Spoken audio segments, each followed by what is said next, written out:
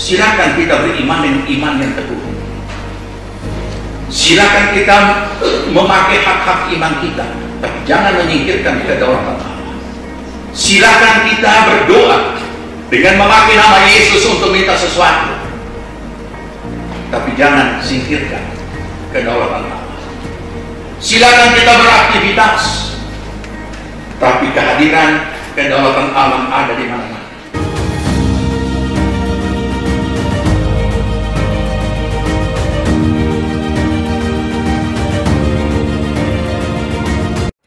Shalom Jemaat GPPS Palu yang dikasihi Tuhan.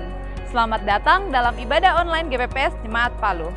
Mari siapkan hati kita untuk menerima lawatan Tuhan dalam ibadah hari ini. Sebelumnya, perlu saya sampaikan panduan untuk mengikuti ibadah secara online. Yang pertama, siapkan diri kita karena ini ibadah dan bukan tontonan. Yang kedua, ikuti setiap acara ibadah, turut menyanyi ketika puji-pujian, baca Alkitab ketika pengkhotbah menunjuk ayat untuk dibaca, dan berdoa ketika diajak berdoa. Yang ketiga, jangan bercakap-cakap selama ibadah berlangsung. Yang keempat, gunakan pakaian yang sopan dan duduk dengan sopan. Selamat menikmati lawatan Tuhan. Tuhan Yesus memberkati. Puji nama Tuhan, shalom. Shalom. Sekali lagi shalom saudara. Shalom. Kita bersyukur pagi hari ini kalau kita bisa ada di tempat ini semua karena kemurahan Tuhan, amin. Amin. Mari bersama-sama kita persiapkan hati kita untuk memuji dan menyembah nama Tuhan. Kami bersyukur ya Bapa buat segala penyertaan-Mu, kebaikan-Mu dalam kehidupan kami. Kami mau selalu bersyukur karena kasih-Mu tak pernah berkesudahan dalam kehidupan kami ya Tuhan. Amin. Bahkan Engkau selalu menyertai kami di setiap musim kehidupan kami.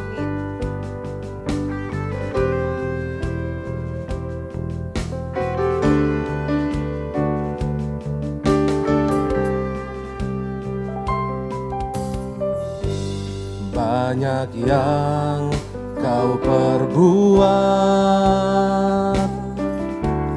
di dalam hidupku, rancangan indah-Mu terjadi di hidupku. Katakan Bapa yang mengerti.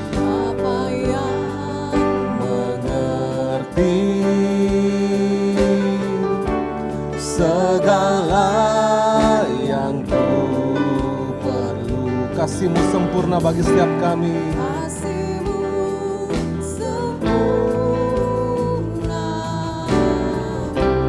Nyata dalam hidupku. Katakan ku bersyukur.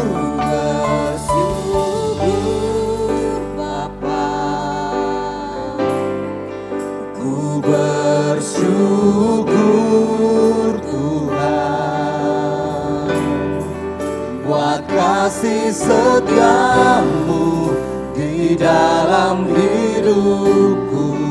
Ku bersyukur,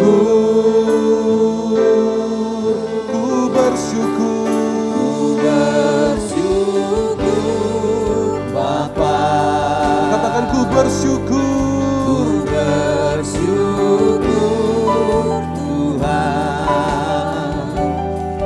Buat kasih setia-Mu di dalam hidupku, ku bersyukur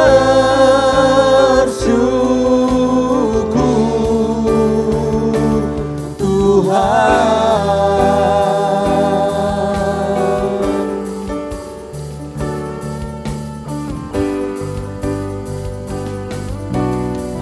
Sekali lagi mari bersama-sama kita nyanyikan pujian ini. Banyak yang Kau perbuat di dalam hidupku, rancangan indah-Mu terjadi di hidupku, terjadi di hidupku.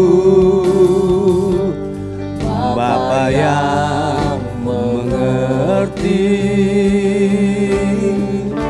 segala yang ku perlu.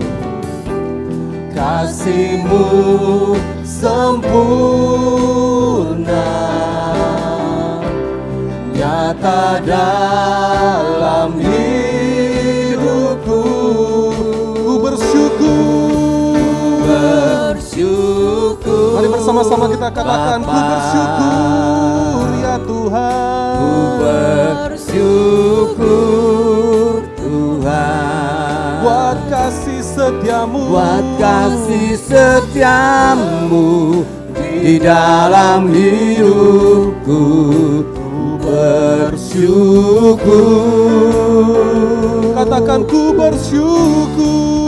Ku bersyukur Bapa. Ku bersyukur Tuhan. Ku bersyukur Tuhan, buat kasih setiamu dalam hidup kami. kasih setiamu di dalam hidupku.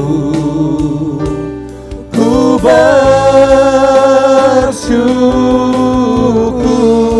bersyukur Tuhan. Mari bersama-sama kita bangkit berdiri, saudara.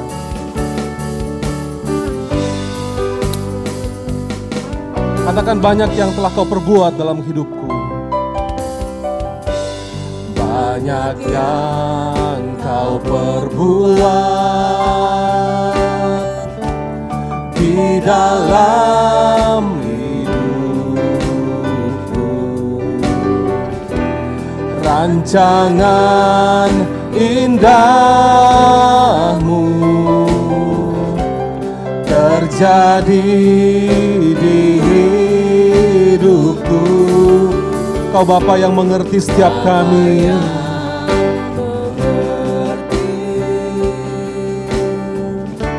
Segala yang ku perlu. Kasih-Mu sempurna bagi setiap kami ya Tuhan. Sempurna, nyata dalam hidupku. Mari bersama-sama kita bersyukur kepada Dia. Kami bersyukur kepadamu ya Bapa. Ku bersyukur Tuhan, buat kasih setiamu di dalam hidupku. Ku bersyukur. Katakan, ku bersyukur. Bersyukur Bapa. Kami bersyukur Tuhan, Bersyukur Tuhan. buat kasih setiamu, Kasih setiamu di dalam hidupku. Ku bersyukur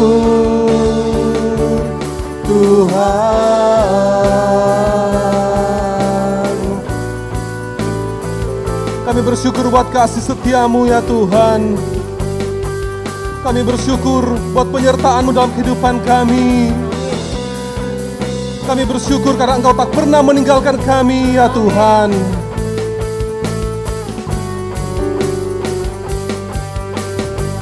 Mari bersama-sama kita katakan, Tak ada lembah kelam yang tak ku lewati tanpa hadir-Mu. Hatiku takkan gentar, sebab ku tahu tangan-Mu yang menopangku.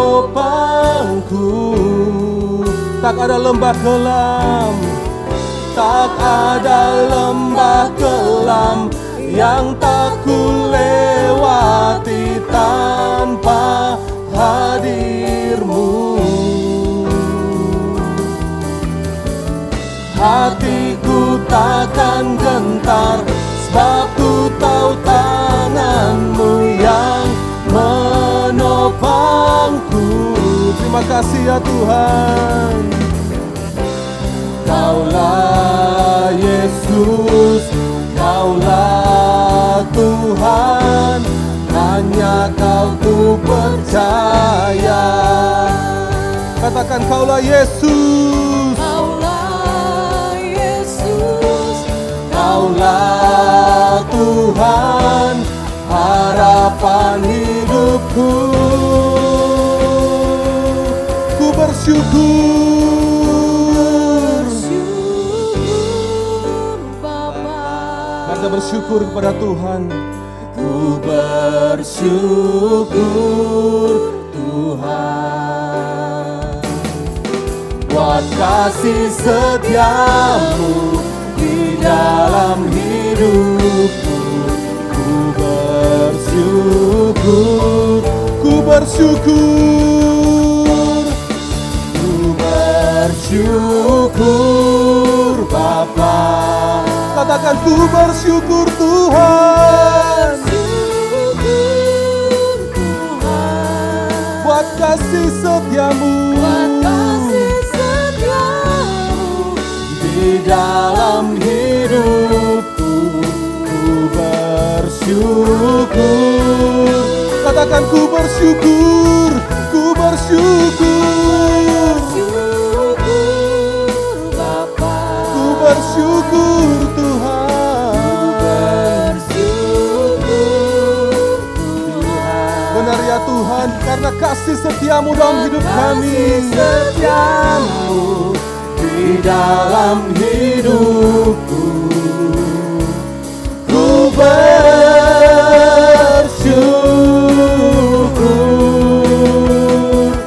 Ku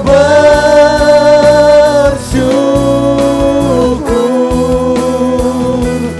Ku bersyukur Tuhan. Kami bersyukur memiliki Allah yang luar biasa seperti Engkau ya Tuhan. Allah yang begitu nyata dan hidup dalam kehidupan kami. Terima kasih ya Bapak, kami bersyukur dan kami rindu lebih lagi memuji memuliakan nama-Mu. Bebaskan roh kami ya Tuhan, karena kami mau bersorak bagi Engkau. Engkau Allah yang dahsyat dalam kehidupan kami. Di dalam nama Tuhan Yesus kami berdoa. Amin. Berapa banyak saudara yang merasakan kebaikan Tuhan? Boleh lambaikan tangan saudara. Amin. Haleluya. Berikan tepuk tangan terbaik bagi Allah kita. Haleluya, haleluya. Silakan duduk jemaat Tuhan. Ada satu sobat kita yang sangat setia. Amin. Namanya Yesus Kristus Tuhan. Haleluya.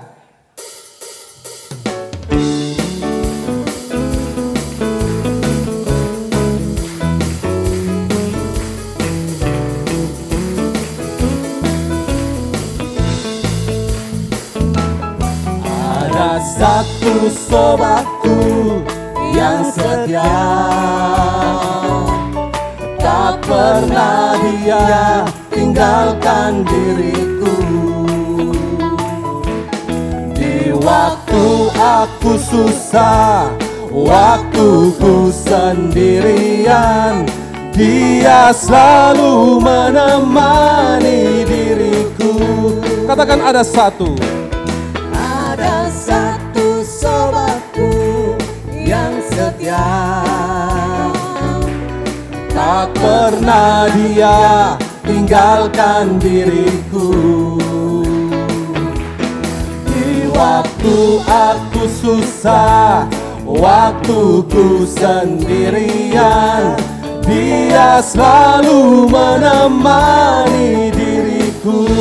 Katakan namanya siapa? Namanya Yesus, namanya Yesus, nama Yesus yang menghibur hatiku. Namanya Yesus, namanya Yesus, nama Yesus yang menghibur hatiku. Ada satu sobatku yang setia, tak pernah dia tinggalkan diriku. Di Di waktu aku susah, waktuku sendirian, Dia selalu menemani diriku. Mari kita serukan, namanya siapa? Namanya Yesus, nama Yesus yang menghibur hatiku. Namanya Yesus, namanya Yesus, nama Yesus yang menghibur hatiku. Mari bersama-sama bangkit berdiri kembali saudara. Ada satu sobatku yang setia, tak pernah dia tinggalkan diriku.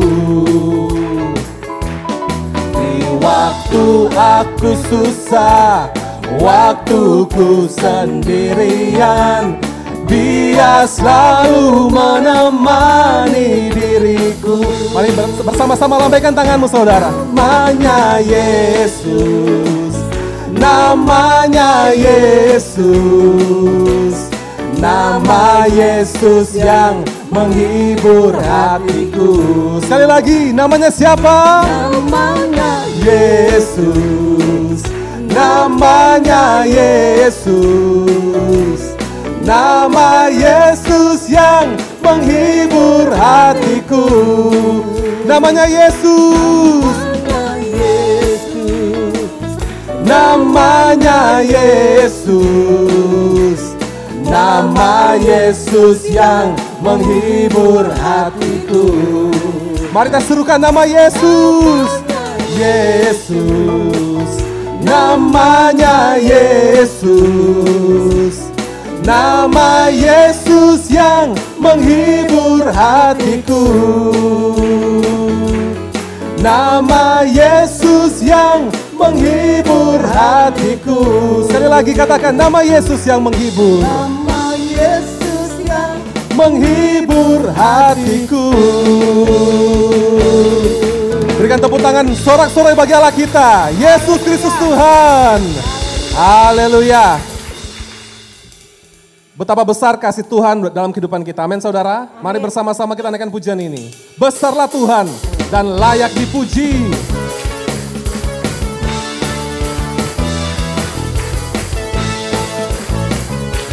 Hanya Engkau yang layak dipuji dan diagungkan ya Tuhan. besarlah Tuhan dan layak dipuji. Besarlah namanya, kekallah kuasanya. Aman berlindung dalam naungannya. Ya Allah bagi kita, di pihak kita. Terpujilah Tuhan, terbukti kuasanya. Dia telah menunjukkan kasih-Nya pada kita. Tuhan telah bangkit menyayangi kita. Terpujilah Tuhan, terpuji namanya. Yesus Allah perkasa. Besarlah Tuhan, besarlah Tuhan dan layak dipuji.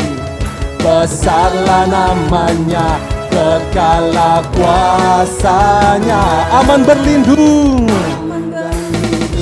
dalam naungannya. Ya Allah bagi kita, di pihak kita.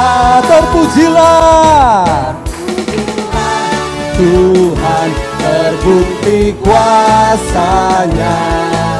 Dia telah menunjukkan kasih-Nya pada kita. Sebab Tuhan telah bangkit menyayangi kita. Terpujilah Tuhan, terpuji namanya.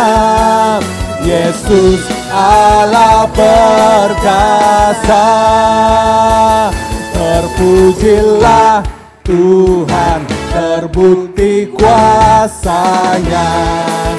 Dia telah menunjukkan kasih-Nya pada kita, sebab Tuhan telah bangkit menyayangi kita. Terpujilah Tuhan, terpuji namanya.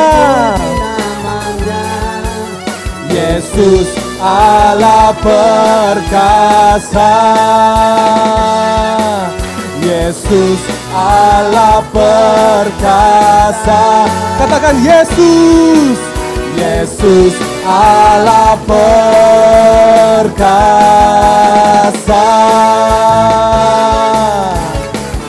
Sama-sama katakan perkasa. Haleluya, haleluya.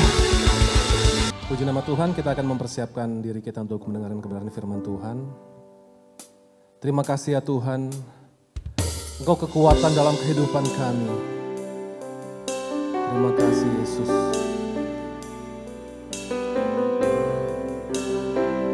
Kami mau selalu menyembah-Mu ya Tuhan. Terima kasih Tuhan.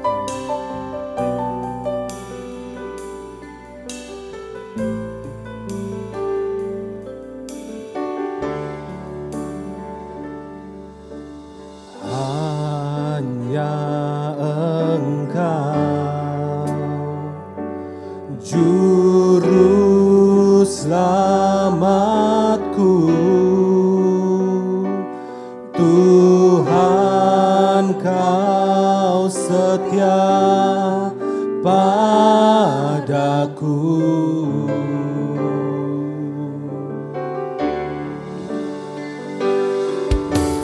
Yang ku pegang hanya janji-Mu, ku percayakan hidupku.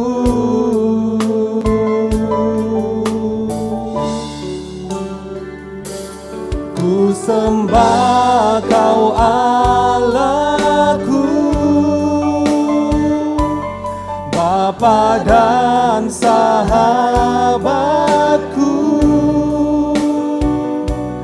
Kau yang pedulikan seluruh hidupku.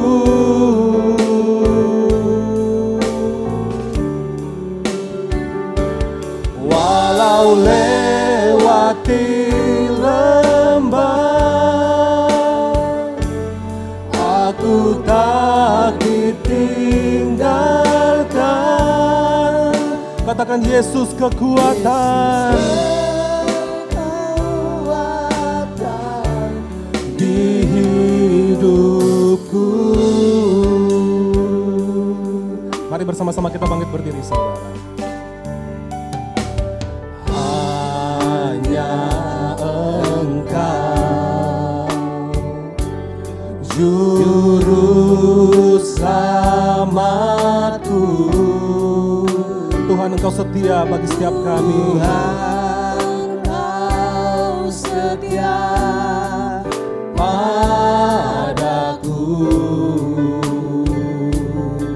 Yang ku yakini pertolongan-Mu, yang yakini pertolongan-Mu, takkan terlambat bagiku. Mari bersama-sama kita sembah Dia. Ku sembah Kau Allahku, Bapa dan sahabatku. Kau yang pedulikan seluruh hidupku. Walau lewati sembah, walau lewati lembah, aku tak ditinggalkan. Aku tak ditinggalkan. Yesus kekuatan di hidupku. Katakan ku sembah, ku sembah Kau Allahku, Bapa dan sahabatku. Kau yang pedulikan seluruh hidupku. Terima kasih ya Tuhan, walau lewati lembah, aku tak ditinggalkan. Yesus kekuatan di hidupku. Yesus kekuatan Di hidupku. Mari bersama-sama kita angkat tangan kita dan serukan. Ku sembah Kau Allahku, Bapa dan sahabatku. Kau yang pedulikan seluruh hidupku.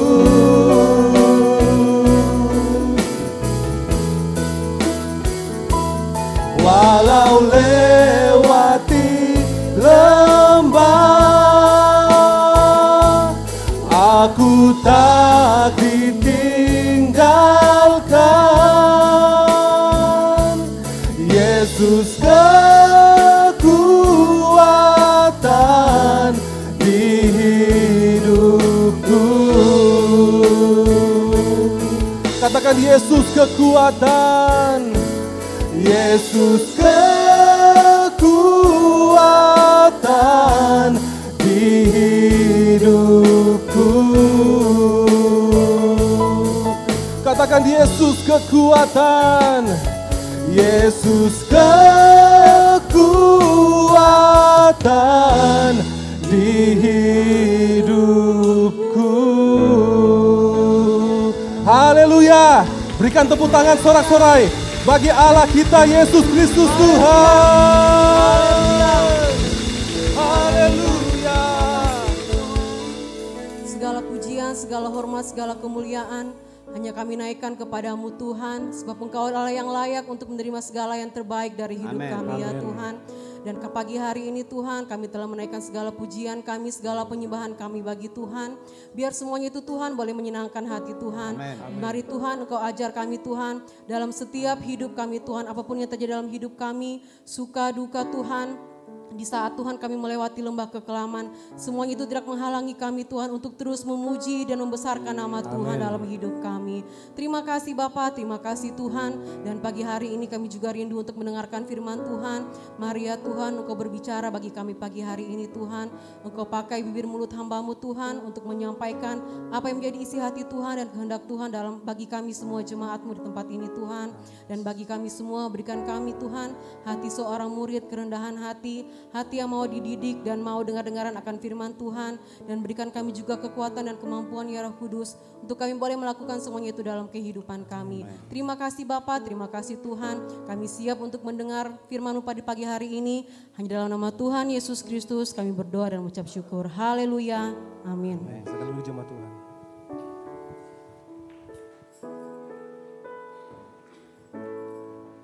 Puji nama Tuhan, shalom.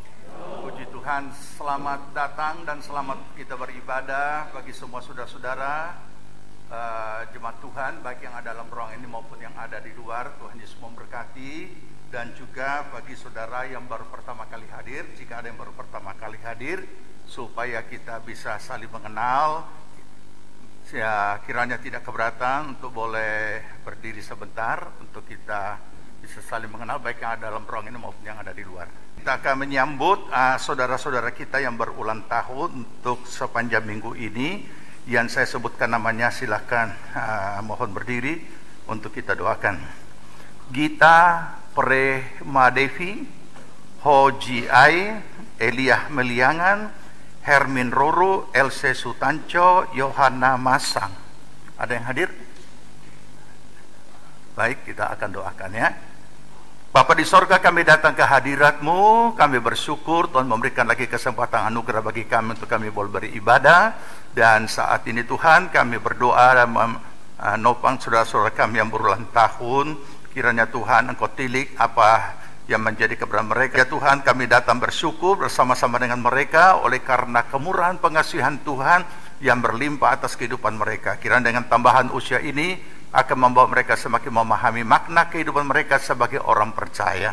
Berkati pribadi, rumah tangga, keluarga, usaha, pekerjaan, pelayanan, dan pertumbuhan rohani mereka semuanya diberkati Tuhan. Terima kasih Bapa, pertolongan perlindungan juga daripada segala yang jahat apapun bentuknya, dari manapun datangnya. Dalam nama Tuhan Yesus kami patahkan, hancurkan, dan halaukan dari kehidupan mereka, dan biar Roh Kudus menuntun mereka semuanya mencapai seluruh rancangan Allah. Nama Tuhan dipermuliakan. Terima kasih Bapa. Dalam nama Tuhan Yesus kami memberkati mereka. Amin. Puji nama Tuhan, puji Tuhan. Ya, puji Tuhan. Ada materi yang sangat penting yang akan saya bagikan, yang saya sebenarnya harapkan setelah GPPS Jemaat Palu ini berusia 46 tahun, ya, saya harapkan mereka sudah mengerti, tetapi rupanya masih banyak yang belum memahaminya. Bahkan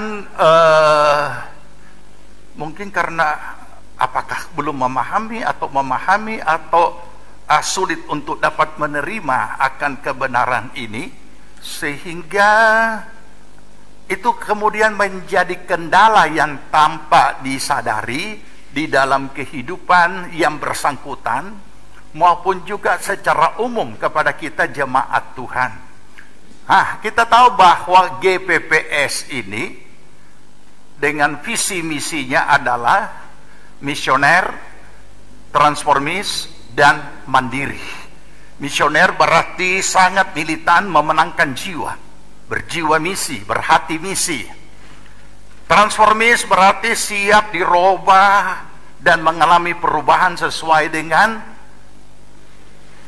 pekerjaan Roh Kudus. Dan yang ketiga, mandiri. Mandiri berarti hanya bersandar sepenuhnya kepada Tuhan, ya, tidak kepada siapa-siapa dan bukan juga kepada apapun, ya, kepada apapun. Nah, oleh karena itulah maka di dalam mencapai visi misi GPPS ini, baik secara lokal maupun regional maupun secara nasional, diwujudkan dalam satu bentuk dalam misi itu, yaitu membangun jemaat yang kuat untuk menjadi kekuatan rohani. Nah, ini adalah pergumulan GPPS secara nasional, mulai dari jemaat lokal. Kalau berkata jemaat lokal berarti mulai dari setiap pribadi-pribadi yang menjadi anggota jemaat harus siap dibangun menjadi jemaat yang kuat, menjadi kekuatan rohani. Dalam arti kata, ketahanan iman itu dapat kita aplikasikan dalam kehidupan kita di dalam melakukan segala apa yang menjadi kehendak Tuhan. Nah, oleh karena sekian puluh tahun ini mungkin pergantian generasi atau bagaimana, sehingga yang satu ini apakah kurang dipahami, sehingga untuk menerima sangat berat, apalagi menjalaninya. Nah, inilah, yaitu apa? Tentang rancangan Allah. Sebenarnya rancangan Allah sudah saya bahas sampai sangat mendetail. Bahkan juga sudah jadi berkat dalam seminar-seminar di berbagai tempat. Nah, saudara, yang sering kita kenal dengan visi Allah. Nah, saya sederhanakan dengan istilah rancangan Allah. Memahami ya akan rancangan Allah. Tetap kita akan baca, kita punya ayat apa tuh? Ayat nats kita untuk tahun ini. Roma 9 ayat 20-21. Ya, ayat dari pesan Tuhan bagi kita untuk 2021. Tetap kita baca di dalam Roma 9 ayat 20-21. Mari kita sambut firman Tuhan, kita baca bersama. Ya, kita baca 20. Siapakah kamu hai manusia? Lanjut.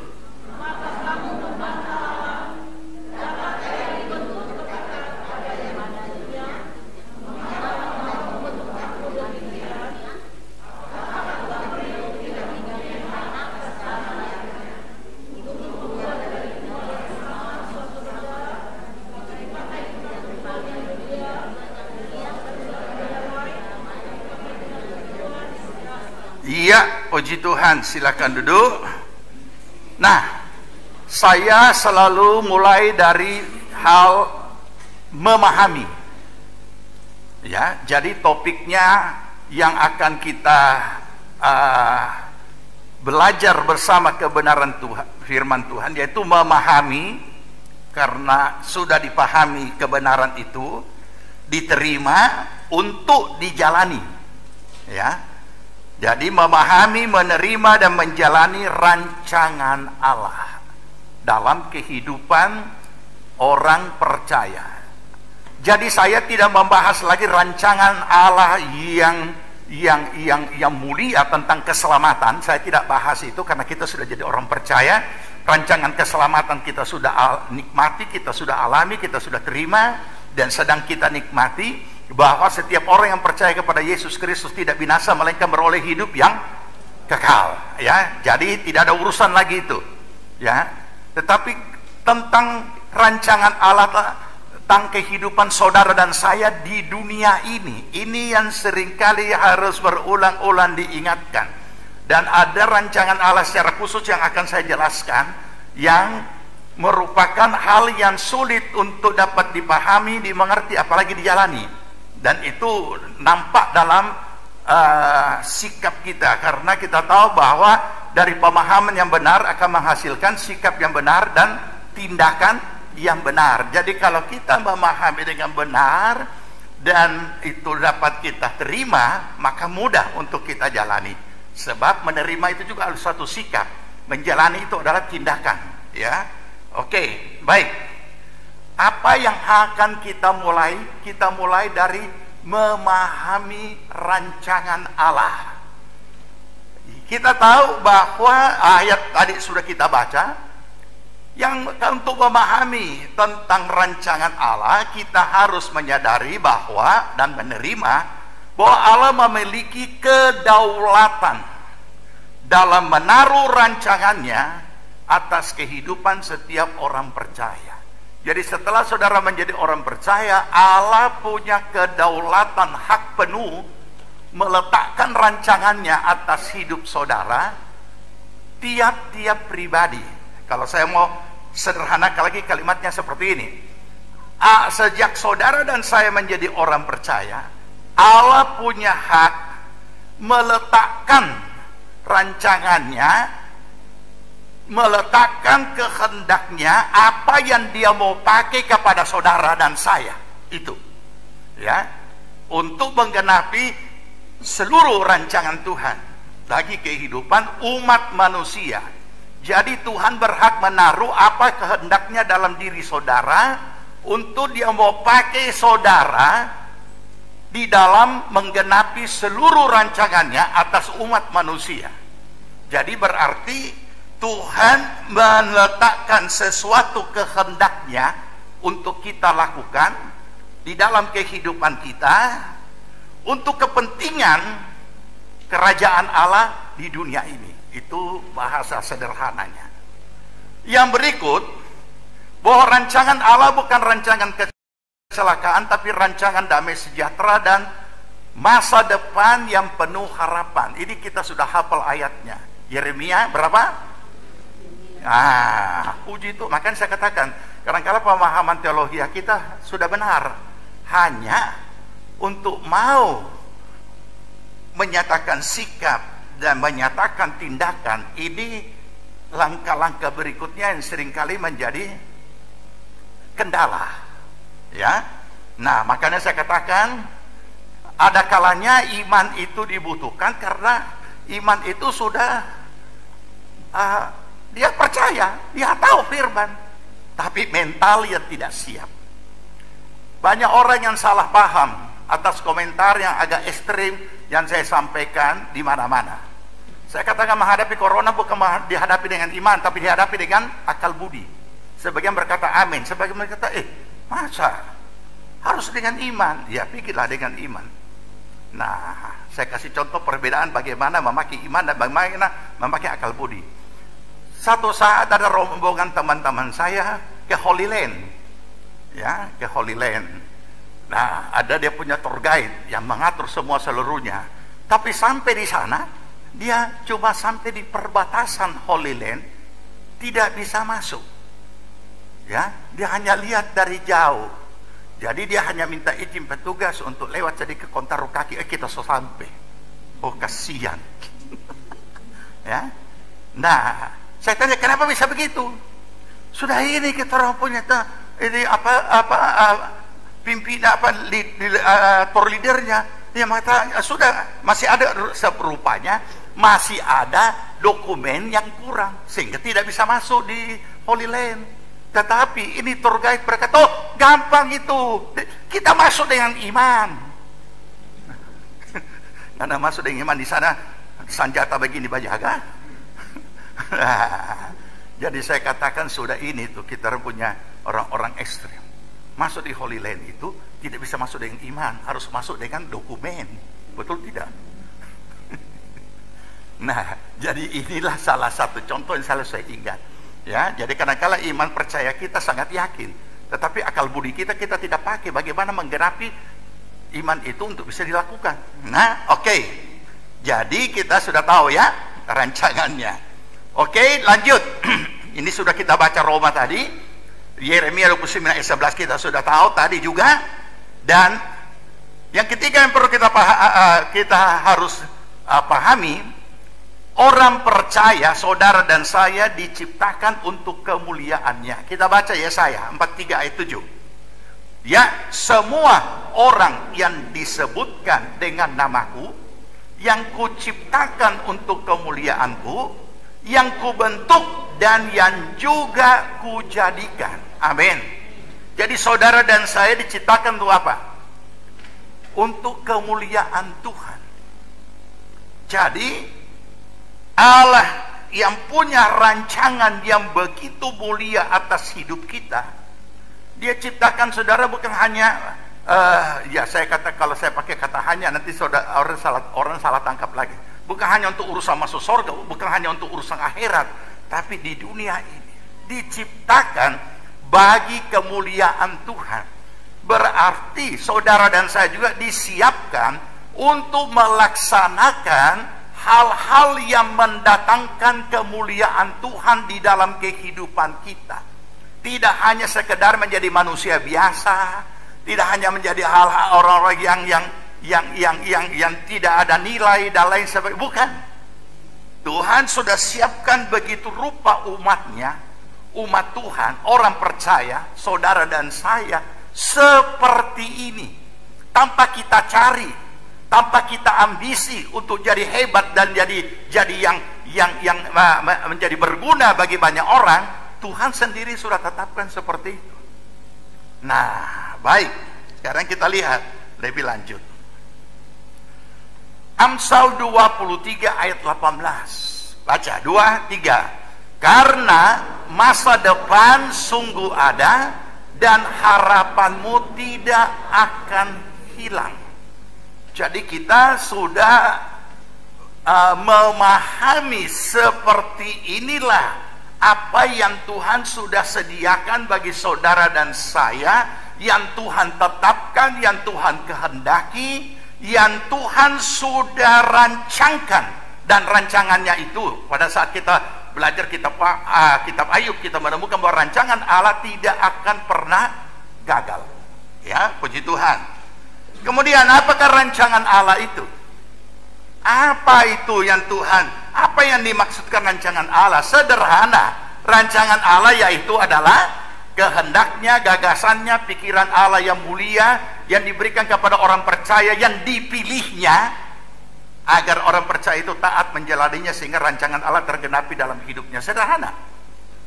Jadi di antara sekian ratus orang ini, yang di dalam dan yang di luar, Tuhan menetapkan rancangannya secara umum dalam konteks global orang percaya, dan juga Tuhan meletakkan rancangannya atas tiap-tiap pribadi sesuai dengan kehendaknya, apa yang Dia mau untuk kita jalani dalam kehidupan kita untuk itu tercapai.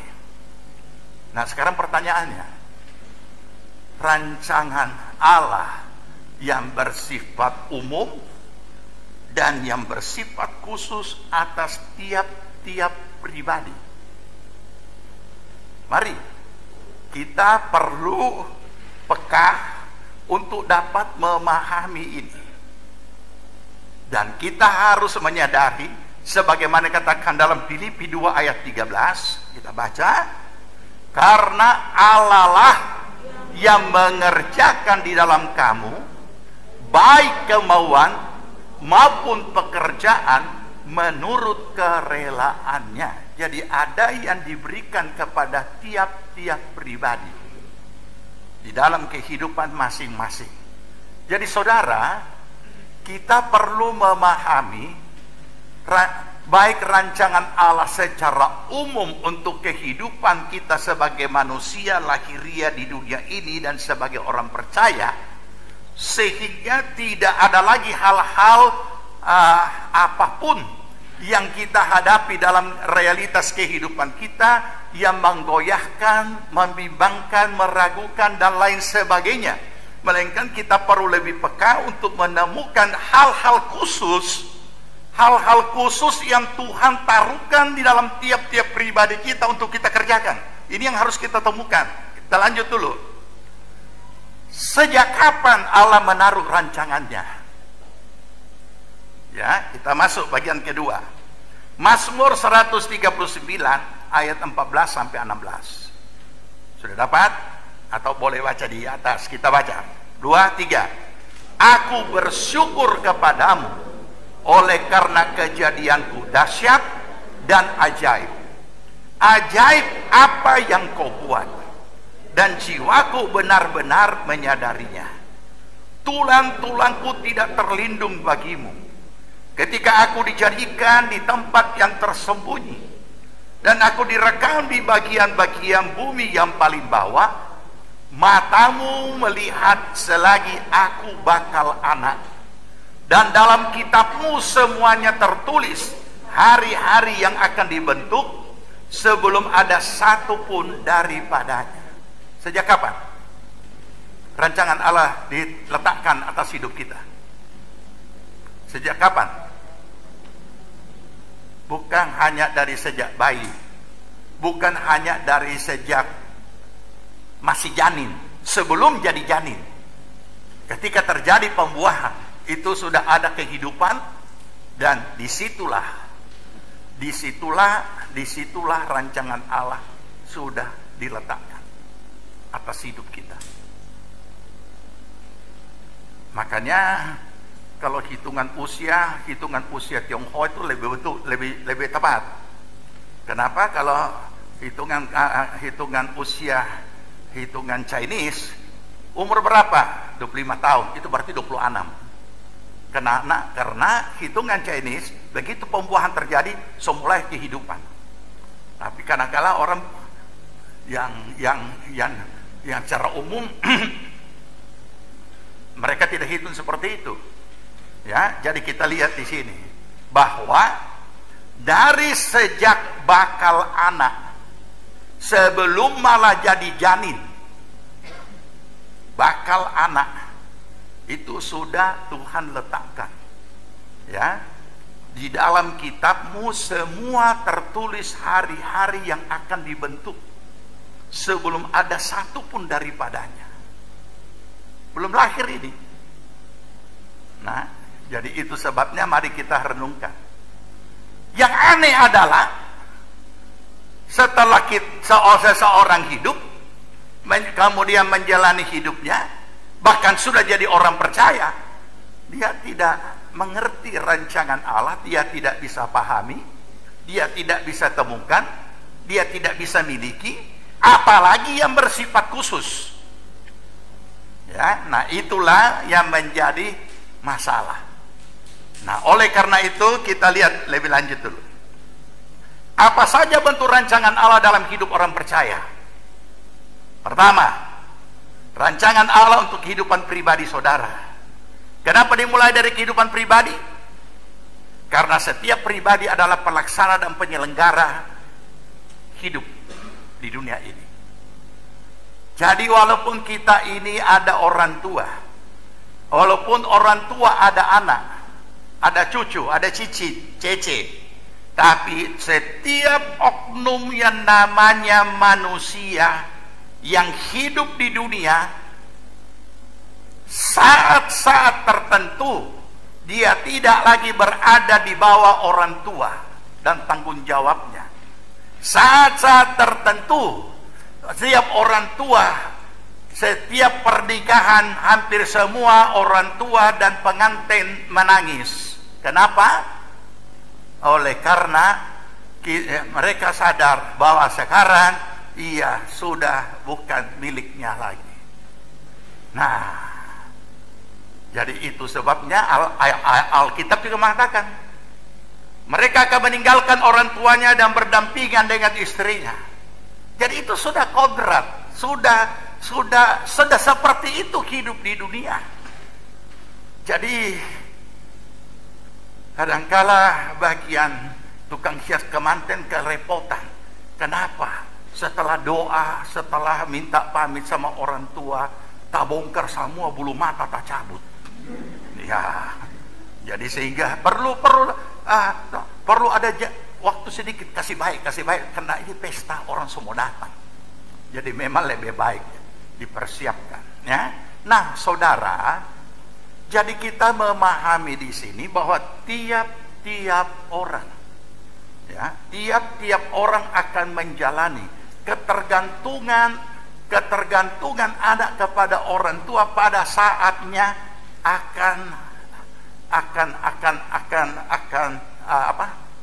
akan hilang dan tidak bisa. Begitu aku perkara laki bini, baku dia balik. Nah, itu nyanyian dunia. Pulangkan aku kepada, itu nyanyian tempo dulu. Syukur so tidak dinyanyikan. Ya, itu kekanak-kanakan. Begitu juga sebaliknya. Ya, ketika sudah menikah tinggal di rumah mertua, aduh mertua yang urus semua. Ya, jadi seolah-olah suami yang adalah laki-laki tidak bisa berpikir, punya keputusan dan mengelola satu atau memanage dia punya kehidupan hari-hari semua. Berhenti, jangan begini. Tidak boleh ada begini. Jadilah laki-laki, jadilah dewasa, jadilah pemimpin.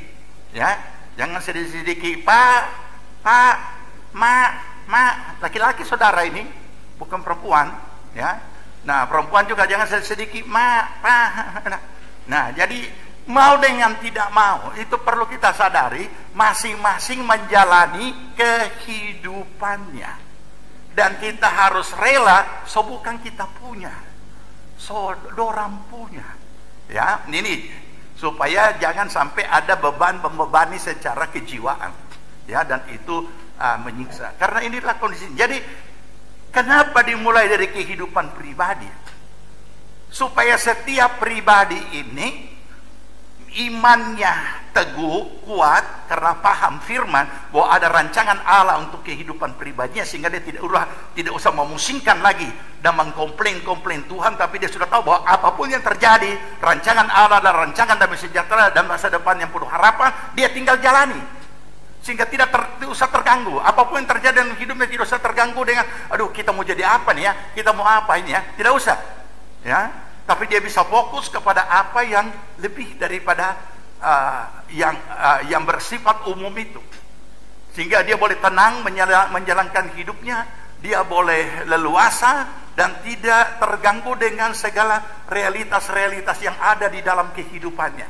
Nah, saudara, olehnya dimulai dari kehidupan pribadi. Hamba Tuhan, semualah. Kalau seorang, saya kasih contoh saja, jangankan jemaat, seorang hamba Tuhan saja kalau dia masih memusingkan diri dengan kehidupan pribadi, maka dia akan menjadi keluar dari panggilan. Dia akan melakukan segala apa yang menjadi yang dia ragukan, yang dia bimbangkan. Nah, olehnya Tuhan membereskan dulu. Tuhan membereskan dulu segala hal-hal pribadi, kepentingan-kepentingan pribadi, dan hal-hal yang ada hubungannya dengan pribadi di dalam kehidupan kita. Apakah itu studi, apakah itu pekerjaan, pelayanan, pasangan hidup, masa depan. Karena terus terang, kalau kita bicara tentang studi, banyak orang bingung. Pokoknya dia cuma studi. Bahkan ada juga orang tua rasa bangga kalau anaknya dikasih sekolah ini. Jadi jangan sekolah untuk apa nih? Untuk prestise. Ya, bukan untuk mengangkat derajat, bukan, jangan. Saudara akan habiskan waktu di situ dan akhirnya menyesal, ya. Ya, orang SMA, makanya dulu di gereja ini, orang dari SMA masih bingung mau lanjut kemana. Kami beri kesempatan mengabdi sama Tuhan 1 tahun, layani Tuhan, tinggal di pastori 1 tahun, sambil berdoa, sambil layani Tuhan, daripada tidak tahu bikin apa-apa 1 tahun tidak tahu bikin apa-apa. Belum lanjut dulu. Kalau kita tidak tahu mau masuk apa ini, mau masuk apa, kita mau masuk ini, kita lemah di matematika, iya, kita mau masuk jadi pertimbangan selalu sekolah itu dihubungkan dengan masa depan. Kalau nggak sekolah begini gak bagus, ini gampang cari kerja. Jadi dia hanya mau cari kerja, bukan mau jadi entrepreneur. Makanya orang banyak hanya mau jadi pegawai, tidak mau jadi pengusaha. Nah, jangan, orang tua tidak boleh. Kalau kamu masuk ini, gampang cari doi. Nah, jadi ujungnya apa? Cari doi. Jadi apa dia? Sudah dicekoki dengan segala hal-hal yang sebenarnya harus memakai prinsip-prinsip Alkitabiah. Bagaimana kita bisa hidup menjalani segala tantangan dengan apapun. Dan terakhir, jadi kita perlu memahami ini semua, ya. Pekerjaan juga kita, artinya mau dengan tidak, kalau kita memahami rancangan Allah, kita tidak akan bingung dengan mau kerja apa di masa pandemi ini. Di masa pandemi ini sudah yang paling banyak kerja. Karena pandemi memaksa kita tak buka pikiran. Ini mau usaha apa ini? Hanya otak pikir ini, ya. Makanya so banyak online itu. Ibu-ibu banyak, tapi justru ibu-ibu yang banyak online. Hari Selasa so siap, panada. Pokoknya macam minum, sosial, cepat, nanti ketinggalan. Nah, demikian juga pasangan hidup. Pasangan hidup itu Tuhan sudah sediakan semua rancangan yang penuh sejahtera. Nah, oleh karena itu, saudara, saya sudah sampaikan yang lalu. Segala apa yang kurang pada kita, kekurangan kita, secara mental, secara fisik, secara psikis, apapun, ya, itu akan merupakan, iblis akan mengambil kesempatan di bidang-bidang kekurangan itu untuk menghancurkan masa depan kita. Makanya jangan biarkan ada kekurangan apapun, perbaiki, ya. Perbaiki apa yang kurang dari keberadaan kita secara apapun, lengkapi, supaya jangan itu iblis jadikan sebagai penghalang mencapai masa depan yang Tuhan sudah sediakan. Nah, oleh karena itulah, bagi orang yang memahami ini, maka dia tidak akan bimbang, biar dia sok kepala berapa. Saya punya teman, mungkin 50 sekarang, lebih mungkinnya, masih bujang. Jadi saya bilang begini, masih ada rencana mau menikah? Atau sudah bernatsar hanya melayani Tuhan semata-mata? Oh iya, masih. Oh kalau begitu, ya sudah. Kalau memang sudah tidak ada niat untuk menikah, umumkan di hari Minggu ibadah. Jemaat-jemaat yang dikasihi Tuhan, bantu doa. Saya sudah membuat komitmen untuk tetap melayani Tuhan seumur hidup dan segenap hidup. Jadi tidak ada lagi itu yang share-share. Kenapa? Karena banyak yang baku rampas dengan ini pendeta, tapi yang baku rampas ini lucu, ibu-ibu. Aneh juga ya. Ya, sampai dia ketakutan dengan tante-tante. Jadi, nah saudara, ini masalahnya. Umumkan saja supaya dukung dalam doa, supaya hambamu ini Tuhan dapat melayani dengan sepenuh hidup. Sudah aman, berurus so aman itu. Tidak ada lagi yang karena so pengumuman resmi. Oh jangan, kita masih ada niat. Oh berarti, nah kalau begitu jangan pilih-pilih. Kenapa? Karena dia punya pilihan. Selalu remaja pio-pio. Siapa yang mau remaja pio-pio dengan opa-opa? Nggak ada. Makanya saya selalu membahasakan perempuan juga punya hak memilih, bukan cuma laki-laki yang punya hak memilih. Ya, nah ini juga bimbang kan, bingung. Ini bingung, bagaimana ini? Nah, nggak perlu. Ada juga korban apa? Korban medsos. So tahu itu medsos kan bisa dikasih halus itu muka kan? Ya, ini. Nah, begitu pertemuan tatap muka tak kaget. Kenapa tidak seperti yang difoto ya?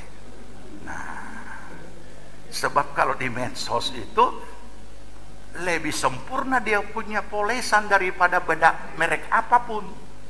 Biar saudara pakai foundation 2 cm juga tidak bisa. Nah, kecuali saudara pakai itu bedak yang dibuat dari beras.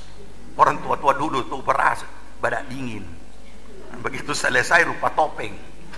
Ya, itu orang tua tope andalan itu dulu, beras. Ya, jadi ini perlu kita masa depan jalani saja sesuai dengan kebenaran firman. Ya, karena sudah ditetapkan masa depan yang penuh harapan. Jadi ini beres dulu. Beres. Ya, oke, so beres pribadi, kita akan mengenal lagi apa yang khusus yang Tuhan itukan. Nah, sebagai orang percaya, Tuhan mau kita juga firman Tuhan menetapkan kita adalah anggota tubuh Kristus. Jadi setiap orang percaya sebagai anggota tubuh Kristus harus menemukan karunia pelayanannya agar dapat berfungsi di gereja lokalnya sesuai dengan karunia-Nya. Jadi tidak ada tidak ada anggota jemaat orang percaya yang nganggur tanpa melayani. Kemudian ada kadangkala orang percaya, kenapa kamu mesti melayani? Kita juga tidak melayani, diberkati Tuhan. Nah, kenapa bisa ada bahasa ini? Kekeliruan di dalam menyampaikan bahasa mimbar. Karena bahasa mimbar seolah-olah ajaran-ajaran ditanamkan kepada orang percaya, seolah layani Tuhan supaya kamu diberkati, layani Tuhan supaya kamu diberkati. Nah, kemudian orang yang tidak melayani ini melihat gara-gara ada melayani ini rumah tangga tidak diatur di rumah. Pagi-pagi sok keluar rumah. Nah, akhirnya menjadi cemoohan. Nah, seolah-olah pelayanan itu segala-galanya, dan kemudian yang inti, yang pokok, yang mengikat diri kita itu adalah tanggung jawab sesuai kodrat.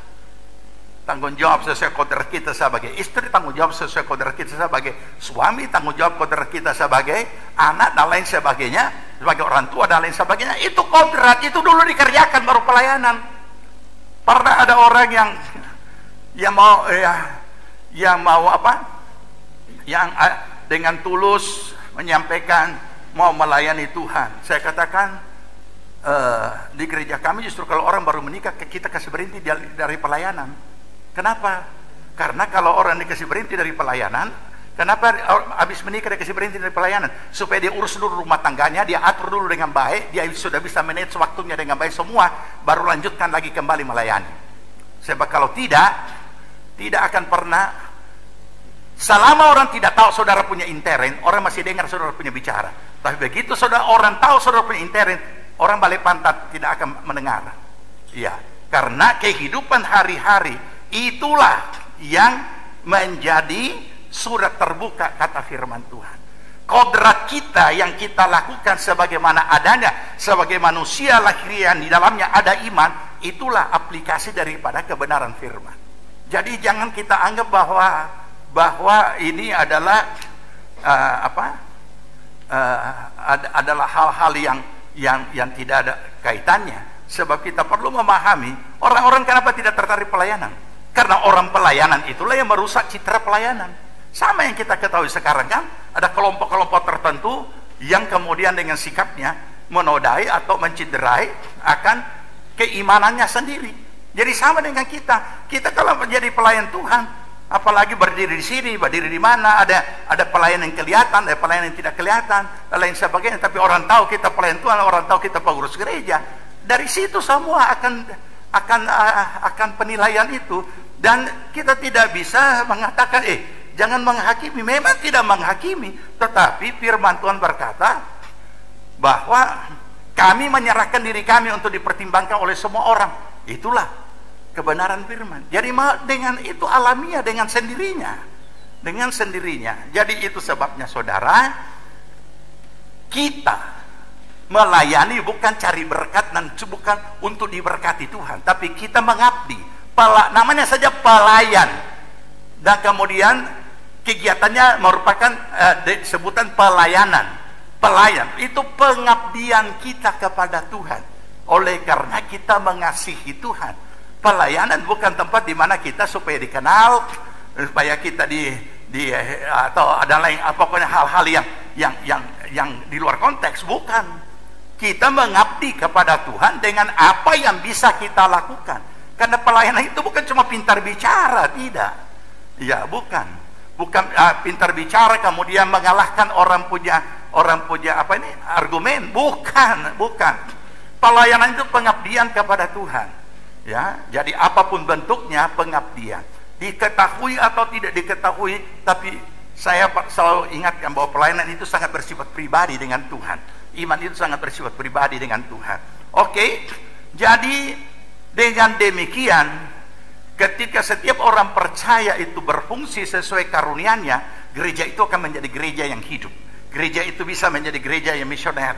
Gereja itu bisa menjadi gereja yang transformis. Gereja itu bisa menjadi gereja yang mandiri. Dan kita sudah membagikan itu untuk menjadi berkat. Termasuk mandiri. Beberapa, bukan semua, sebagian besar daripada jemaat GPPS yang ada di Sulawesi Tengah, yaitu yang ada di luar Palu, itu bukan dirintis oleh pendeta, dirintis oleh jemaat. Ada yang dirintis oleh kaum muda, ada yang dirintis oleh usahawan, ada yang dirintis oleh kaum ibu. Dan yang melayani juga bukan pendeta pada saat perintisan. Nah, inilah kemandirian. Ya, Bondoyon dibuka, itu juga bukan kami kaum bapak termasuk hancik kita ke Bondoyong, merintis Bondoyong, beberapa usahawan merintis waktu itu. Jadi inilah yang kita bagikan kemana-mana, bahwa GPPS Palu tidak nanti ada pendeta baru bisa jalan, tidak nanti harus ada sampai kepada Tuhan mempercayakan kita untuk mempersiapkan para pekerja. Kita bisa merintis, tapi untuk duduk ditempatkan di situ, berada di tempat menggembalakan, itu harus mereka yang full time. Ya. Dan itu sebabnya harus ada jawaban untuk menjawab kebutuhan ini, ya. buka di sana, buka di mana-mana, buka, rintis.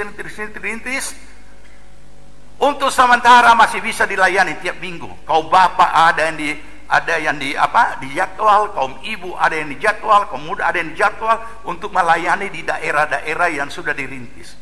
Tetapi untuk menggembalakan mereka perlu pribadi yang full time, orang-orang yang full time.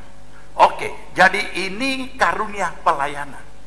Jadi kita perlu temukan karunia pelayanan kita ini apa? Apa yang Tuhan berikan kepada saudara untuk dapat difungsikan di gereja ini.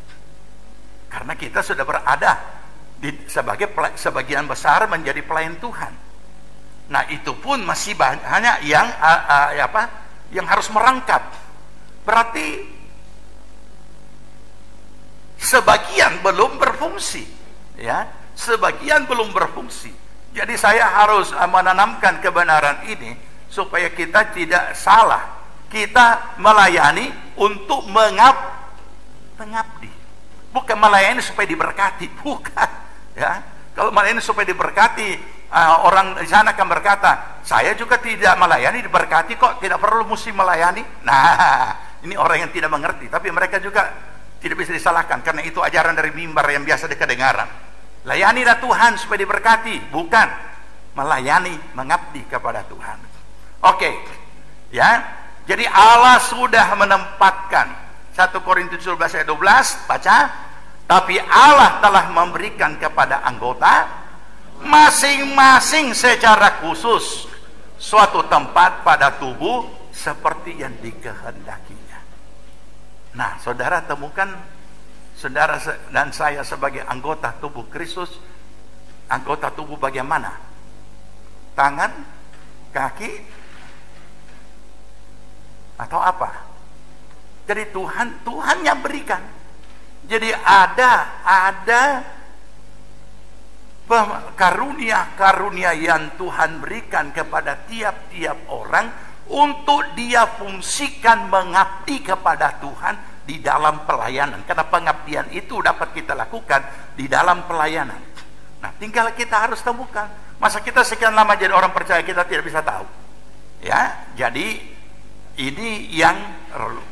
Nah, kalau kita pahami seperti ini, maka kita akan luput daripada kebiasaan daripada gereja-gereja Tuhan di mana sebagian menganggap pelayanan itu jabatan. Bukan. Pelayanan itu adalah pengabdian kepada Tuhan. Oke? Nah, tetapi perlu kita pahami bahwa saya berkhotbah ini bukan pelayanan. Mereka pimpin pujian tadi bukan pelayanan, ya. Mereka menari bukan pelayanan. Semua itu hanya jenis pelayanan. Pelayanan itu adalah pengabdian hidup dengan segenap milik. Itu tuh pelayanan. Ya, jadi di bidang manapun kita berada, di situ kita melayani dengan segenap hidup dan segenap milik. Milik tidak selamanya uang, milik tidak selamanya harta. Kita punya milik. Apa yang kita miliki? Banyak. Waktu kita miliki, ya. Tenaga kita miliki. Saya tidak usah bicara dulu bentuk materi, ya. Pikiran kita, hikmat kita miliki. Bukan segala apa yang ada pada kita mengabdi kepada Tuhan. Oke, lebih khusus lagi. Tuhan taruhkan apa itu? Rancangan Allah untuk panggilan pelayanan full time. Jadi hamba Tuhan sepenuh hidup. Nah, ini yang akan saya mau jelaskan mulai minggu ini. Ya. Karena supaya ini bisa tuntas dan kita tidak punya satu pemahaman yang keliru. Rancangan Allah untuk panggilan pelayanan full time. Tidak usah dulu bilang jadi pendeta, tapi full time. Full time berarti segenap hidup. seluruh hidupnya, seluruh waktunya melayani Tuhan, menjadi hamba Allah. Saudara, ada orang-orang yang Tuhan panggil di antara sekian, tapi dia tidak bisa menemukan karena dia tidak tahu. Dan ketika dia sudah temukan dan bergejolak di hatinya, dia merasa, aduh, bagaimana ini ya? Bagaimana ini? Bagaimana? Ini saya sudah alami. Ya. Sudah pernah terjadi di jemaat kita. Dia karyawan di salah satu bank. Tuhan panggil dia menjadi hamba Tuhan. Tetapi dia dalam ketakutan. Bagaimana dia mau menyampaikan ke orang tuanya? Ini peristiwa terjadi di GPP Palu, bukan di tempat lain. Dia sangat ketakutan untuk mau menyampaikan ke orang tuanya. Sampai pada satu saat, karena itu dorongan Allah dengan Roh Kudus begitu kuat, mau dengan tidak mau dia harus sampaikan. Saya dipanggil, saya pikir ada apa saya dipanggil ini. Dan kemudian pertemuan keluarga, dan untuk menyampaikan sangat sulit. Kenapa? Tentu kita tahu alasan apa. Takut untuk menyampaikan, sehingga harus dia sampaikan, diawali dengan tangisan yang begitu rupa, sampai pada akhirnya dia harus berterus terang bahwa Tuhan panggil dia untuk full time. Dan satu keluarga kaget. Kenapa, saudara? Apa ya? Memangnya ada apa? Ada apa hal yang begitu harus sampai seorang anak punya ketakutan begini rupa? Nah, ini yang perlu saya ingin ingatkan pribadi, anak-anak muda, anak remaja, anak muda, termasuk orang tua daripada anak-anak muda tersebut. Kita harus memahami dan peka atas panggilan Allah atas hidup kita untuk menjadi hamba Tuhan sepenuh waktu. Makanya saya akan berikan gambaran pemahaman yang negatif dan pemahaman yang seturut kebenaran firman. Oke? Kita harus peka terhadap panggilan Tuhan untuk menjadi hamba Tuhan full time ataukah tidak. Sebab ada juga orang yang tidak dipanggil jadi full time, tapi kemudian jadi full time. Kenapa jadi full time? Itulah yang negatif. Apa itu?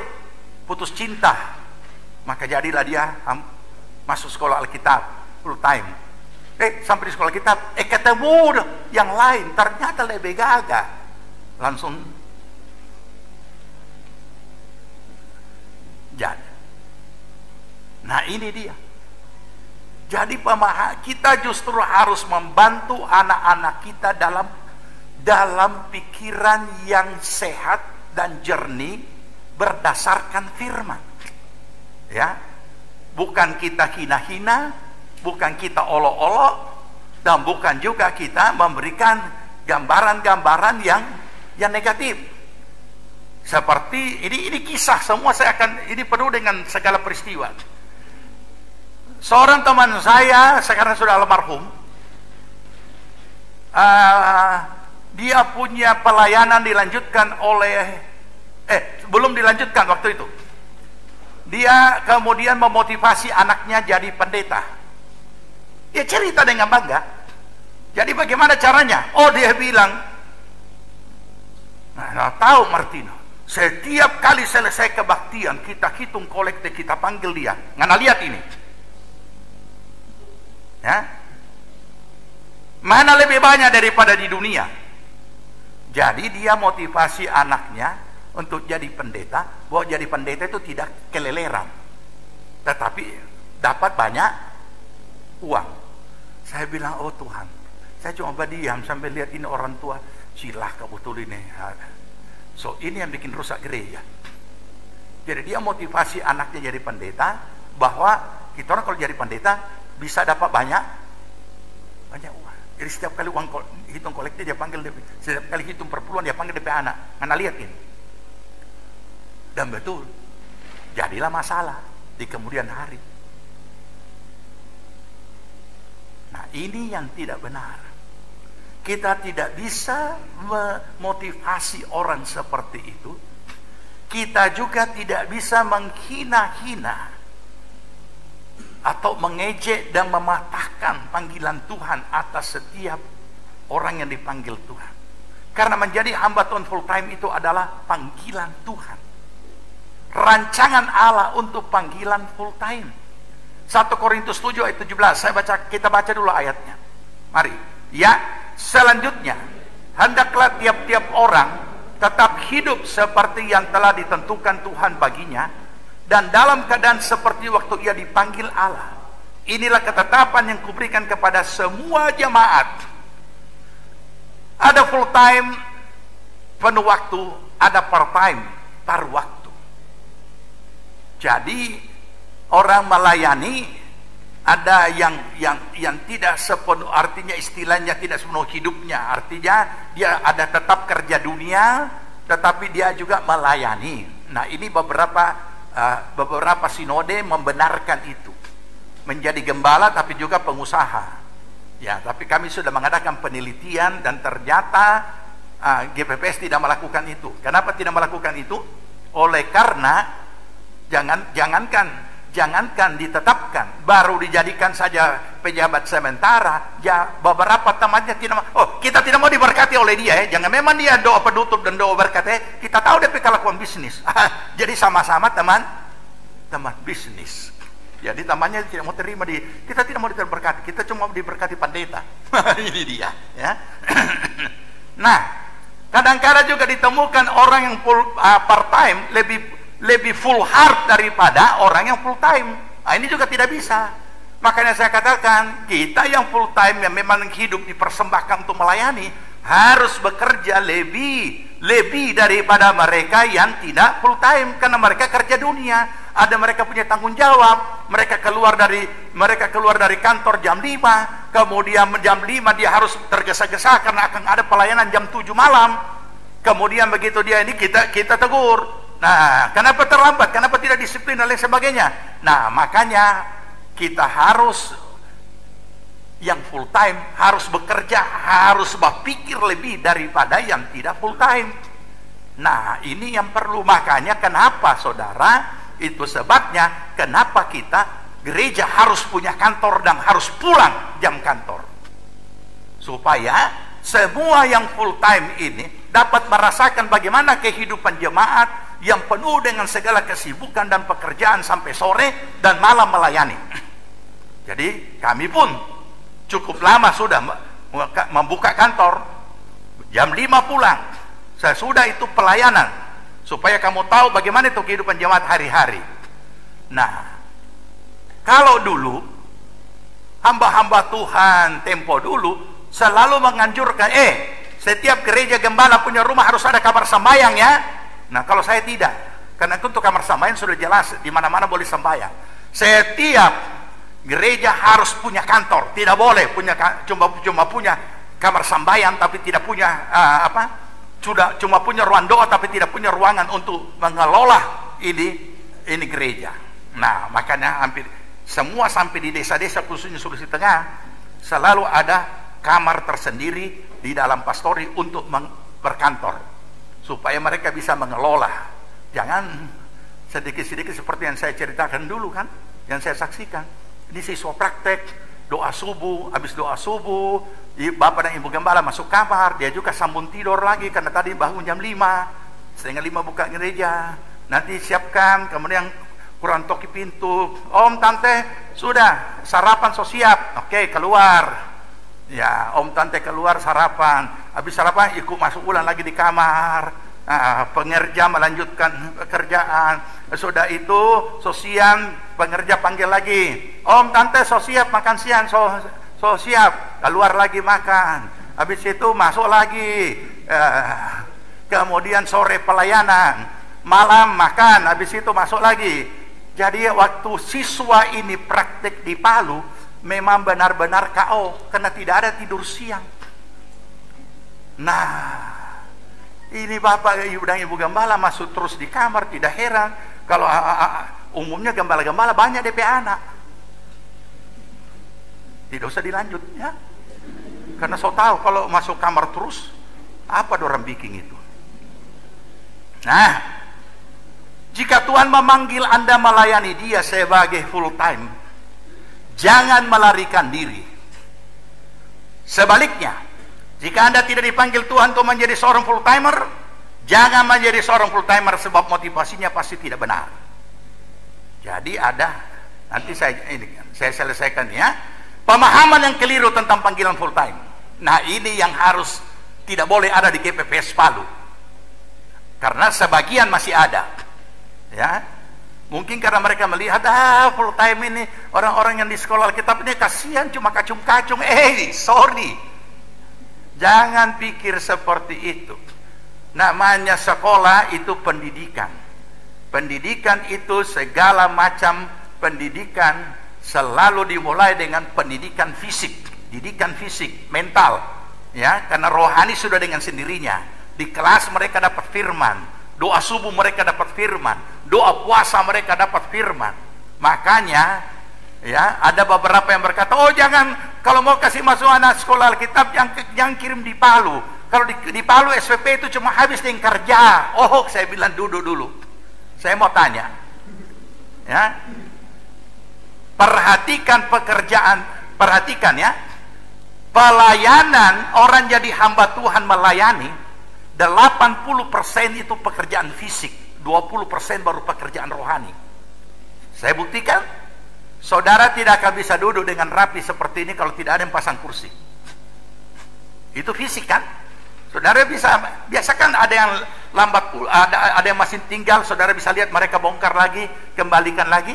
Nah, andai kata tidak ada pekerjaan fisik, kita akan duduk di lantai. Andai kata pun pakai tikar, tetap juga harus tikar diangkat. Pekerjaan fisik. Saudara tidak akan bisa mendengar saya kalau tidak ada yang pasang sound system.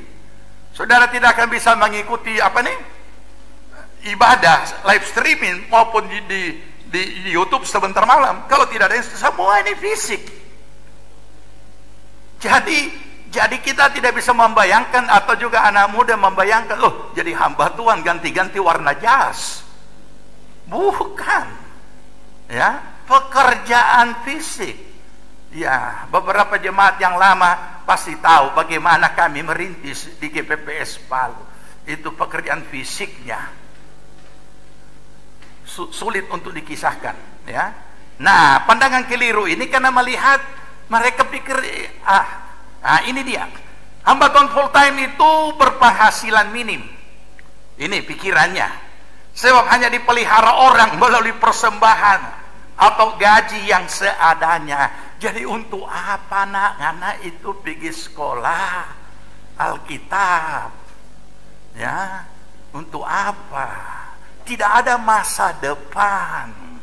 Apa kalau mau sekolah Alkitab itu masuk di sekolah teologi, paling tidak ada ngana sarjana.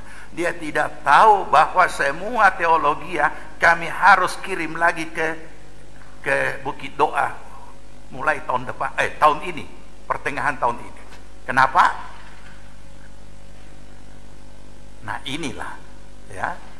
Nah, jadi saudara, kita harus dapat memahami hamba Tuhan full time itu hina, sebab hanya hidup dari pengasihan orang melalui persembahan. Jadi dianggap hina. Kenapa? Karena cuma hidup dengan, nah ini berkat sedikit bro. Salam tempel, hidup dengan salam tempel. Ya, jadi mereka anggap hina. Tapi ada juga yang tidak menganggap hina, dia malah pacari salam tempel. Terakhir tidak dapat. Ya. Takut jadi miskin dan tidak punya masa depan. Ini pandangan ini sampai ini hari masih ada. Ya. Kemudian ya orang-orang yang sekolah Alkitab atau sekolah jadi hamba Tuhan itu orang-orang yang latar belakang putus sekolah, tidak bisa lanjut, maka dia jadi hamba Tuhan full time. Memang ada, tapi tidak tahan lama. Ya, ada yang putus cinta, kemudian frustasi, ya, kemudian memang dia tidak masuk biara, dia masuk di sekolah, jadi hamba Tuhan full time. Bisnis gagal dan jalan buntu, jadi hamba Tuhan full time. Bisnis berhasil, uang banyak, tapi sudah tidak mau berbisnis, maka bangun gedung gereja lengkap seluruh fasilitas, cari sinode yang bisa memberikan jabatan kependetaan, ia pun full time mengelola gereja dengan jabatan terhormat, gembala jemaat sekaligus owner. Ini di kota besar banyak yang begini, yang nomor terakhir itu. Semua ini yang mengakibatkan image negatif. Ya, kita akan belajar sebagian saja. Nanti kita akan paham lebih lanjut betapa mulianya menjadi hamba Tuhan. Bisnis berhasil lain lagi nih, ya. Kalau tadi dia langsung jadi pendeta, langsung jadi gembala. Kalau ini tidak, bukan. Dia jadi manajernya. Bisnis berhasil, uang banyak, tapi sudah tidak mau berbisnis, maka bangun gedung gereja lengkap seluruh fasilitas, cari sinode untuk bernaung agar mendapatkan merek gereja, cari pendeta yang bisa digaji untuk menggembalakan, cari pelayan Tuhan yang digaji untuk mengoperasikan pelayanan, makanya semua pelayan Tuhan dibayar. Ini ia pun menjadi manajer sekaligus owner. Kalau tadi gembala sekaligus pemilik, kalau ini tidak, dia manajer sekaligus pemilik. Ya, jadi dia tidak dijadikan gembala, dia tidak mau jadi gembala, ya, tapi dia tukang ganti gembala karena dia punya itu gereja. Oke, jadi ini yang memang ada yang seperti ini. Bisnis berhasil, uang banyak, tapi sudah tidak mau berbisnis, maka bangun gedung gereja lengkap seluruh fasilitas, kemudian mencari gereja yang mau menyewa. Ia adalah owner yang hidup dari hasil penyewaan gedung dan fasilitas. Ini di kota-kota besar ini banyak yang seperti ini, ya. Karena cuma gereja yang berani sewa mall, ya. Jadi inilah bisnis gereja yang lagi marak sekarang, dilakukan oleh orang-orang Kristen di kota-kota besar. Nah, menjadi hamba Tuhan full time bukanlah tempat untuk mencari hidup, bukan tempat untuk menyambung hidup, bukan tempat untuk memperbaiki nasib, bukan tempat untuk mencari jabatan kedudukan, bukan tempat mencari kehormatan, bukan tempat untuk perhitungan untung rugi. Jadi ini harus dikembalikan kepada hal yang benar. Kenapa bisa? Karena memang ada yang seperti itu, menimbulkan image yang hina, menimbulkan image yang tiada harga. Nah, ini tidak boleh, ya. Harus kembali kepada kebenaran firman Tuhan, ya. Jadi inilah pemahaman yang negatif tentang melayani, menjadi hamba Tuhan full time, ya. Kita akan pelajari secara bertahap supaya kita paham bahwa fenomena-fenomena yang sedang terjadi kita tidak bisa jadikan sebagai itulah yang mendasar, itu fenomena. Tetapi yang mendasar kebenaran firman Tuhan tentang full time dan kebenarannya, itu yang perlu kita pahami. Supaya kita bisa menemukan, saya selama ini jadi orang percaya dan selama ini melayani Tuhan, ada tidak Tuhan ini memanggil saya untuk sepenuh waktu, ya, untuk menyerahkan seluruh hidup jadi hamba Tuhan. Nah, itu perlu kita temukan. Tapi pada saat kita temukan, khususnya anak-anak muda, pada saat kita temukan, ya kenapa saya bicara khusus kepada anak muda untuk orang tuanya? Sebab mereka yang paling mudah meresponi. Orang tua meresponi mau full time, itu tidak mudah. Kenapa? Karena ada kodrat yang mengikatnya. Dia sebagai suami, dia sebagai istri. Kalau tidak ada kesepakatan, tidak bisa. Melayani saja tidak full time, sudah sangat sulit. Sebab kalau kita melayani walaupun tidak sepenuh waktu, tetapi kalau kita melayani tanpa restu, ya susah. Tidak mungkin. Kita abaikan segala pekerjaan tanggung jawab kita sebagai seorang suami, sebagai seorang istri. Untuk apa melayani? Layani dulu yang seharusnya secara kodrat itu dulu diatur. Tetapi kalau anak-anak muda yang memang Tuhan panggil, itu halangannya hanya ada beberapa halangan. Nanti saya akan sampaikan, ya, halangannya. Termasuk saya alami. Saya orang tua tidak menghalangi karena tidak punya orang tua, sudah meninggal semua. Tapi yang menghalangi justru gereja. Ini luar biasa. Ya, jadi kalau saya renungkan saya punya gereja, aduh kasihan ini. Tidak heran sampai ini hari kondisinya. Nah, ini seperti itu. Justru saya punya gembala yang tidak mau tanda tangan formulir untuk mendaftar di sekolah Alkitab. Coba saudara bayangkan. Ini bisa sampai begitu. Jadi mari kita mengerti, ya, supaya kita kembali kepada kebenaran firman. Dan ketika jangan sampai terjadi begitu rupa. Untung ini kaum muda ini begitu dia mengutarakan kepada dalam pertemuan keluarga, ya puji Tuhan, pada akhirnya memang mengejutkan, tapi pada akhirnya diterima. Dan pada akhirnya diterima oleh keluarga dan ditopang untuk pergi sekolah Alkitab, bukan sekolah teologi, sekolah kitab. Dan sekarang dia sudah melayani di negara lain. Nah, ini kita Tuhan pakai, Tuhan berkati, sudah membangun gereja juga. Dan kita bersyukur, kan?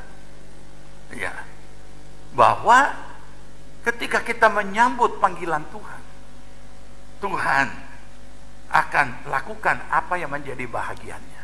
Saya tidak pernah punya cita-cita jadi hamba Tuhan, jadi pendeta. Apalagi sudah jadi pendeta, sudah jadi hamba Tuhan pun belum pernah punya cita-cita atau punya keinginan untuk jadi gembala. Karena Tuhan yang melakukan itu, barulah akhirnya jadi seperti itu. Jadi ketaatan, dan kita perlu peka dan bersyukurlah. Ya, mungkin saya akhiri dulu di sini, nanti kita lanjut. Tapi saya hanya harus katakan, bersyukurlah para orang tua kalau sampai ada anak-anak saudara yang di dalam keluarga itu yang Tuhan pilih, Tuhan panggil untuk menjadi alat kemuliaannya di dalam menyerahkan seluruh kehidupannya untuk melayani Tuhan. Nah, ini yang perlu. Dulu pernah juga ada seorang ibu yang anaknya nakal luar biasa, nakal sekali. Ya, dia bisa atasi. Dia berdoa dengan air mata. Tuhan melihat, Tuhan mendengar, maka Tuhan jawab. Dan Tuhan jawab bukan cuma kasih baik itu anak nakal jadi anak baik-baik, tapi justru Tuhan panggil jadi hamba Tuhan. Nah, maka dia pun pergi sekolah Alkitab. Dan ibu ini puji Tuhan, rupa lepas beban. Dia tidak tahu justru sesudah anak jadi hamba Tuhan sekolah Alkitab, ibu itu seharusnya lebih tekun lagi berdoa, karena pergumulan untuk anak jadi hamba Tuhan itu tidak gampang. Tapi ini justru dia anggap so lepas beban, so tidak nakal dia kasihan, so jadi pendeta. Ya, saya tidak tahu, saya tidak menghakimi bahwa doanya berkurang atau apa. Pada suatu saat ini anak kasih tinggal pelayanan. Nah, ini dia. Jadi bersyukurlah.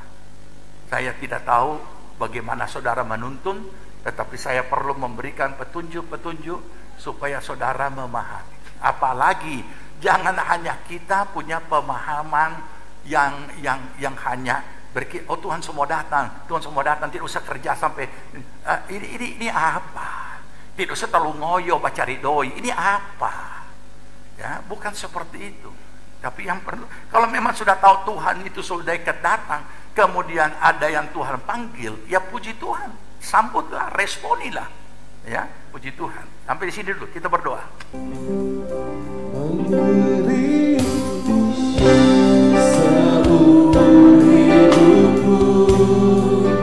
Masuk dalam rencanamu Bapa, pikiranku,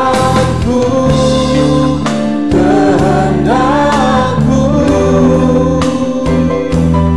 ku serahkan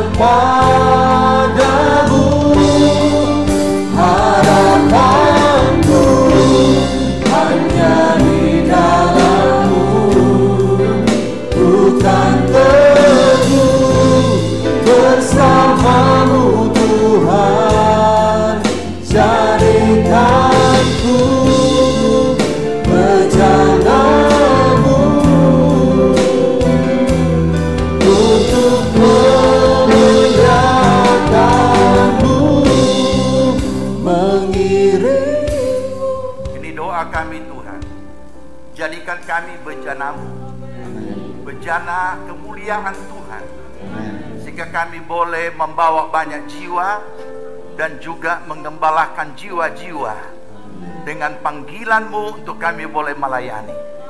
Tuhan, Roh Kudus terus bekerja dalam masa yang sangat singkat di mana Engkau segera akan datang.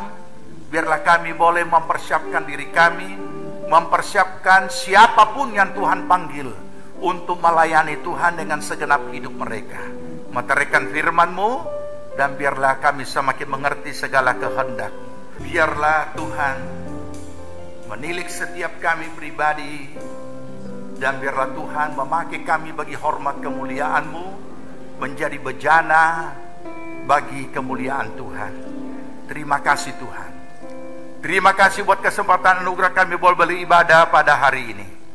Terima kasih Tuhan, kami boleh memuji, menyembah, dan biarlah Tuhan menyempurnakan semua apa yang sudah kami kerjakan selama ibadah ini, dan memberkati setiap pribadi yang telah melakukan segenap hati, segenap kehidupan mereka. Terpujilah nama Tuhan. Kami mengucap syukur Tuhan, berkati pribadi, rumah tangga, keluarga, usaha, pekerjaan, pelayanan, pertumbuhan rohani dari setiap jemaat Tuhan. Biar mereka semua diberkati Tuhan. Terima kasih Bapa. Kami berdoa untuk bangsa dan negara kami. Kiranya Tuhan Engkau memberkati Bapak Presiden Wakil dan seluruh jajaran menteri dan seluruh kabinet dan semua yang terkait Tuhan dalam pemerintahan pusat, provinsi, kabupaten, kecamatan, kelurahan, desa dan dusun-dusun, semuanya diberkati Tuhan, sehingga setiap aparat melakukan tanggung jawab dengan takut akan Tuhan. Memberkati akan tenaga medis dan para medis yang melaksanakan tugas menangani akan pandemi ini. Tuhan lindungi, Tuhan peliharakan dalam kasih-Mu, dan juga untuk Tuhan aparat keamanan TNI dan Polri semuanya, Tuhan memberkati akan kehidupan yang sudah mereka dedikasikan untuk negara kami. Terima kasih Bapa. Kami mohon kemurahan pengasihan-Mu bagi seluruh umat-Mu Tuhan, bagi negeri kami daripada segala gangguan pandemi ini. Dalam nama Tuhan Yesus kami katakan, hancurkan dan halaukan semuanya, dan biarlah Tuhan melindungi seluruh umat-Mu dan seluruh masyarakat kami. Terima kasih Bapa, terima kasih, terpuji nama-Mu. Terima kasih kami boleh beribadah, dan Kau memberkati akan keluarga kekasih kami yang sudah memberikan kami tempat untuk kami boleh beribadah, dan memberkati semua jemaat-Mu yang telah ambil bagian dalam pembangunan apapun bentuknya, sehingga semuanya pembangunan ini sudah dapat berjalan. Dan kemudian Tuhan tolong campur tangan agar semuanya terselesaikan dengan kemurahan dan pengasihan Tuhan. Terpuji nama Tuhan. Kini kami akan pulang ke rumah masing-masing. Kirimkan pasukan malaikat-Mu mengawali kami, tutup bungkus dalam kuasa darah-Mu, pagari dengan tembok-tembok api-Mu. Kami semua tiba dengan selamat sejahtera, tidak kurang satu apapun di rumah kami masing-masing. Dalam nama Tuhan Yesus kami berdoa. Jemaat Tuhan yang dikasihi Tuhan, terimalah berkat damai sejahtera dari Tuhan Yesus Kristus. Kecintaan Allah Bapa dalam persekutuan Roh-Nya yang kudus adalah kini tinggal menyertai kita sekalian. Dibuatnya kita hidup bijaksana, sehingga berhasillah segala apa yang kita kerjakan sampai berkelimpahan dari sekarang sampai Tuhan Yesus datang kembali. Amin. Puji Tuhan, Tuhan Yesus memberkati. Ibadah kita telah selesai. Kami berdoa agar Bapak, Ibu, Saudara-saudari dapat diberkati melalui ibadah hari ini. Selamat hari Minggu, tetap berdoa, berjaga, dan bekerja. Tuhan Yesus memberkati.